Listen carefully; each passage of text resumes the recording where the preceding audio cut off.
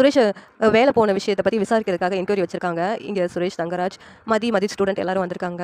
மதி கிட்ட விசாரிக்கிறாங்க. நீங்கள் தானே கம்ப்ளைண்ட் கொடுத்தீங்க அப்படின்னு சொல்லிட்டு. உடனே மதி, ஆமாம் நான் தான் கம்ப்ளைண்ட் கொடுத்தேன், என்ன விஷயம் அப்படின்னு சொல்லிட்டு கேட்கும்போது, என் ஸ்டூடெண்ட் லவ் பண்ணதுனால அவங்க ஆளை வச்சு அடித்தாங்க.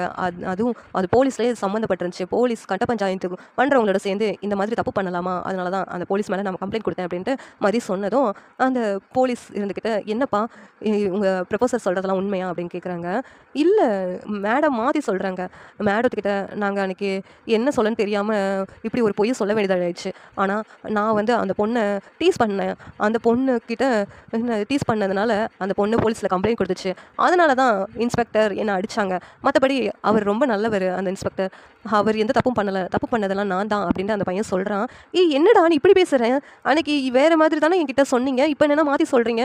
சார் இவன் அந்த பையன் அவங்களுக்கு பயந்துக்கிட்டு இப்படி பொய் சொல்கிறான் சார் அப்படின்ட்டு சொன்னதும், என்னம்மா என்கொயரியில் சொல்கிறத நாங்கள் எடுத்துக்க முடியும், அந்த பையன் உண்மையை தான் சொல்லுதுன்னு சொல்கிறான், நீங்கள் என்னென்ன பொய் சொல்கிறான்னு சொல்லிக்கிட்டு இருக்கீங்க அப்படிங்கிறான். மிஸ், அவங்களுக்கு ஒன்றும் தெரியாது, அவங்க வருத்தப்படுவாங்கன்னு சொல்லி தான் நாங்கள் அவங்கக்கிட்ட இப்படி ஒரு பொய் சொல்ல வேண்டியதாகிடுச்சு.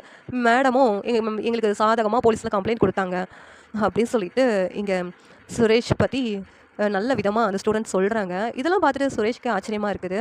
தங்கராஜும் கண்டிப்பாக உனக்கு வேலை கிடைக்கும்டா அப்படின்னு சொல்லி தங்கராஜ் சொல்கிறாங்க.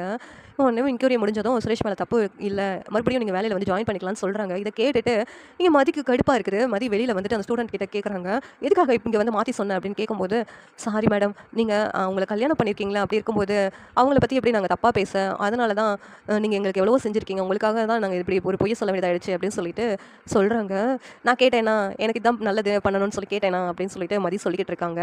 இல்லை மேடம் இதுதான் சரி அப்படின்னு சொன்னதும் இங்கே சுரேஷ் வெளியில் வராங்க. மதியை பார்த்துட்டு சிரிக்கிறாங்க. என் வேலை கிடச்சிச்சு சொல்லிட்டு. இங்கே தங்கராஜும், இனிமேல் உனக்கு எல்லாம் நல்லதாண்டா நடக்கும் பார்த்தியா அப்படின்னு சொல்லிட்டு தங்கராஜ் சிரிச்சிட்டு இருக்காங்க. இங்கே மதி கடுப்பாயிட்டு இருக்காங்க. இந்த சீரியல் எப்படி நல்லாயிருக்கும் நீங்கள் நினைக்கிறீங்கன்னு கமெண்ட் பண்ணுங்கள். லைக் பண்ணுங்கள், ஷேர் பண்ணுங்கள், சப்ஸ்கிரைப் பண்ணுங்கள். தேங்க்யூ.